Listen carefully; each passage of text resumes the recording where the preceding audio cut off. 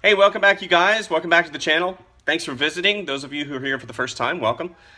This morning, of course, is going to be a warm-up exercise. I'm right in the middle of doing a lot of work for a really big client, so I haven't been able to get to some of the requests that you guys have made in the comments. However, I have been collecting reference, which is good. So that's one step closer to the goal. I'm going to do like a little, maybe 2-minute thing here regarding something that has been on my heart for a while. I want to kind of bequeath to you guys. And then we're going to get on to this morning's warm-up sketch. Something simple. It's going to be an animal. I have been a freelancer now for, since 1997. Full-time freelance. I was back in 2002 to 2003. I freelanced for almost a year. And then now I've been a freelancer for almost 3 years full-time. So it's always been something in my blood. However, I think that, after I viewed some of the videos recently, it kind of looked like I was kind of belligerent on some of the experiences that I had being part of a bigger deal, the bigger companies. And I'm like, throw that caution to the wind, do your own thing. That is something that I want to correct really quick, because at the end of the day, obviously freelancing is not for everybody, but what I want to bequeath to you guys is the importance of being part of something that is bigger than yourself. What's really great about the experiences that I had at the larger companies, I worked for Foot Locker Incorporated as an illustrator and graphic designer doing apparel. And then I moved on to a hat company, which was an interesting experience. We're not going to go into that. And then I moved on to a company that focused on apparel, and I was there for 10 plus years, almost 11 years. And the experiences that I got there were just something that cannot be replaced. Being part of a vision is something that I think everybody needs to do if you have the opportunity to do it. Whether it's the vision of an individual or if it's the vision of a company that has a really strong vision for creativity, especially in this day and age, and appreciates you. After I left the company that I was with for 10 plus years, I moved on to work for Disney as a freelance in-house contractor, which I still am. But now, since I'm an independent, I have to really look at where I'm at as far as my vision. But I wanted to kind of tell you guys, I don't think that any of the experiences that I had were negative. They're all positive, because I helped somebody else's dreams come true, and that's something that I can take to the bank, literally. And also, being around people, being around individuals that have like-minded vision, that's something that, being part of a team is something that I think everybody needs to be a part of in the art department. That dynamic, that art department dynamic, is something that cannot be replaced. And being able to bring in new talent and foster them and show them the ways of the art department. Really, what I'm trying to say is try and experiment with your career, get part or try to get part of somebody else's vision to make that come true. It'll really help you grow as an artist and an illustrator, as a storyteller, and it'll help you understand where your place is in the art world. It really, really showed me where I need to be. Obviously, if an opportunity comes along for a full-time gig, that is something that I will have to look at, because I love being part of a vision. If it's a strong vision, if it's something that I can really get behind, there's no stopping me. I mean, I'm sure some of you guys can really relate, whether it's a movie, whether it's a book, whether it's an apparel line, whether it's a graphics company. If that vision is strong and you really believe in what that person has brought on, created, then my goodness, collecting that weekly paycheck is a fantastic thing. And you can always do your other stuff on the side. And these things are, this is something that really comes from my heart. Be part of something, at least for a time. That way you can really understand who you are as an artist and illustrator. So this morning I'm going to do I don't know what kind of animal I'm going to do. I've been looking at reference lately. so many different subjects, from dwarves to Marvel to, I mean, gosh, I had so many requests. So I'm very excited. So it kind of takes the inventing and not the creativity, but kind of, you make a suggestion and I can kind of draw upon that. So I think what I'm going to do today is possibly a type of squirrel, or maybe a hybrid. We'll see. Anyway, enjoy the drawing, and if you get the chance, if you think that any of these videos are deemed worthy, like and subscribe. It helps a lot with the way the search engine in Google works. I do put keywords in there, and we're up at 735, 740 subscribers, which is awesome. So I'm adding maybe one or two a day. Not growing too quickly, and hopefully you guys are enjoying them. So we'll enjoy the drawing. Thanks. Bye. Okay, so this morning I'm starting on toned Strathmore paper, and I'm using the Prismacolor color erase pencil. You get these from Amazon. I think I got a packet of 12 for like $5-10, something like that.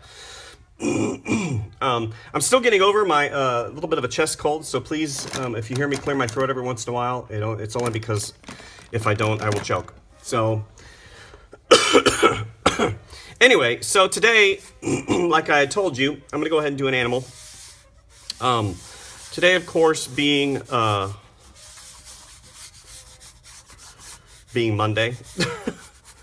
Not everybody is a Monday person. I used to, of course, like I just said in the intro, I used to work in a studio environment. And what I always loved about working in the studio environment is the fact that I was around like-minded people. And the same thing whenever I was at Disney. Disney has a reputation for hiring top-notch people, and that's one of the reasons why, if you ever have opportunity to work for Disney, what'll happen is you'll work for Disney for a stint of time, or if you work for them, for an extended amount of time, that'll go on your resume. And people respect them as a company because they have really high standards, not only in their product creation, but in their art environment and creation. There's a very long legacy of art creation at that particular company. And whenever you have that legacy, it bleeds through in multiple aspects. They do things a little bit different. So if you have the opportunity to work at Disney, then you'll have open doors at other places that you normally would not have open doors, which is a good thing as an artist. It's always good to have open doors as an artist. So today, I thought I was going to do a squirrel, but I decided to do kind of a belligerent monkey, kind of a baboon. Like I had indicated before in one of my previous videos, love to draw animals. I love to draw animals because there's so many things that you can do with them. Whenever I'm in class and I'm teaching, there's an assignment that I give out. Excuse me, I'm going to clear my throat. Excuse me.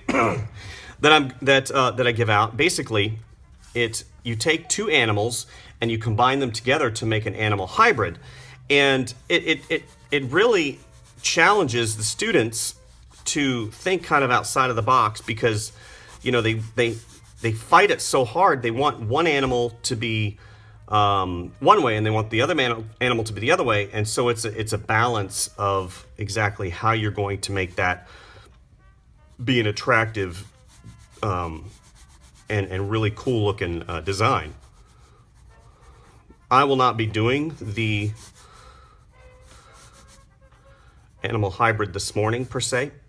I'm merely going to be doing a baboon. So whenever you do stuff like this, you have to think in terms of anatomy, you have to think in terms of believability, you have to think in terms of design, and also, you gotta have fun. You gotta have fun with it.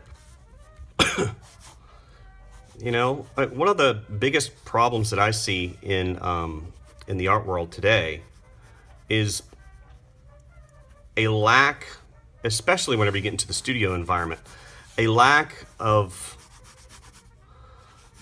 enjoyment and fun.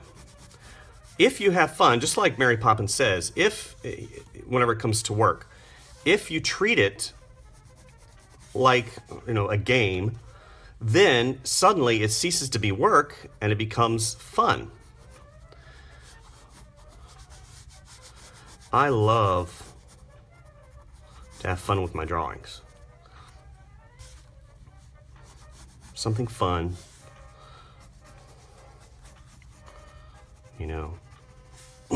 Obviously, you're going to have situations where you can't really, quote unquote, have fun all the time, because life is not fun in games. Life is not fun in games.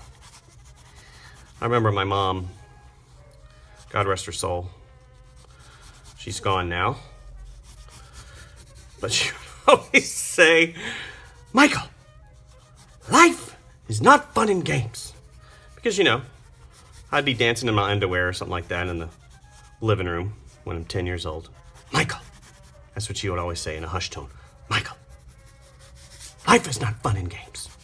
You need to go into your room and clean up your room. Come on.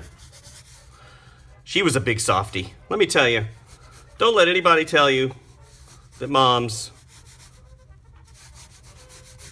or at least my mom, I was a third child. So by the time I came, she was tired. She was tired. My mom was tired, dude. She was just like, you want to go play in the woods with fire? Sure. You want to go in the backyard with a hatchet? Go build a fort? Yeah, that's fine. I remember one time I was, played with fire. We all played with fire. But I did it on an epic scale. I was like, fireman. It's no wonder I didn't become a fireman. I was soaking dirt with gasoline, and I lit it on fire, and then I would take the shovel, I would shovel the dirt, and then I would throw it up in the air, and then of course the saturated dirt, saturated with fuel, would ignite, and it'd be this wall of fire.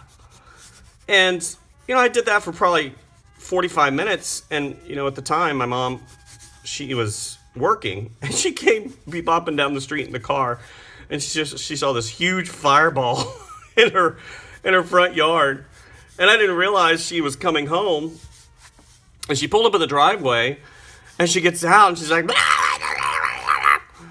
and you're thinking she's gonna grab me and just let me have it, dude, but she's like, what are you doing? I'm like, I don't want to say I'm playing with fire. I basically told her, I said, I'm learning how dirt interacts with fuel and creating this really cool interaction. Science, and I tried to blind her with science. Well, it worked. She's like, well, okay. Well, don't burn the house down. And then she went inside. She went inside. You would think, I don't know how old I was. I couldn't have been more than 12, 13. It had to have been earlier than that. Because I didn't drive or anything like that, and I didn't have a car. But it was just one of those moments when my mom, she was just like, well, if he hasn't burned the house down yet, then I don't know. Nowadays, if I saw anybody doing that, I'd be like, what are you doing? Are you on dope? You're going to burn the entire world down. But I didn't. And I lived. And all is good in the land. So what you guys are seeing right now is just me finishing up the overall form and how I'm going to finish this particular illustration. Something fun, something quick. I'm fixing to actually purchase a short video from SVS Learn.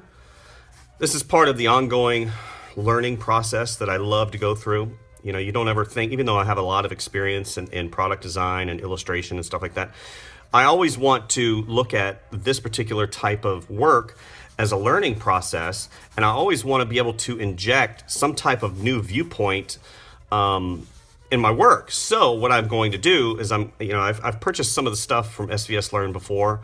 SVS Learn is an online course for illustrators, experienced, non-experienced, beginners. It kind of covers the broad swath of experience as far as drawing goes.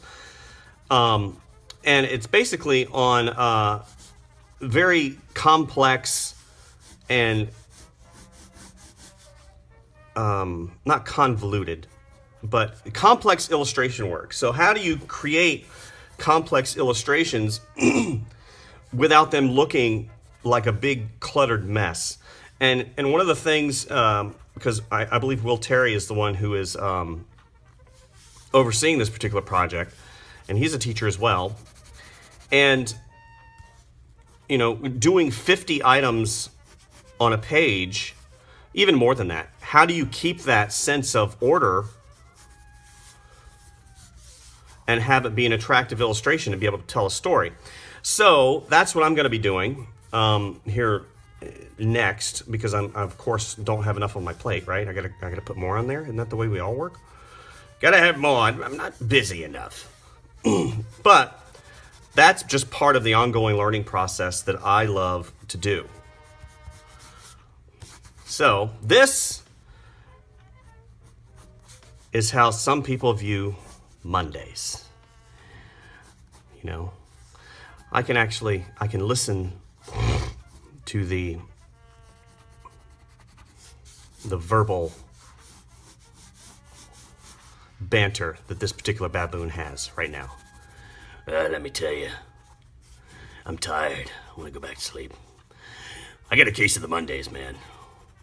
It's a case of the Mondays. You know, I used to work with a guy that he was a big turd. He had a case of the Mondays all the time. All the time. Everything was bad.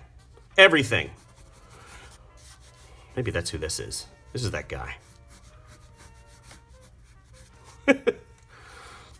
You know, people like that, you just can't do anything with.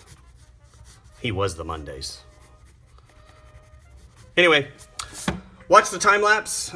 Make any comments and any suggestions. I hope you enjoyed this video, and we will we'll see you soon. Thanks, bye.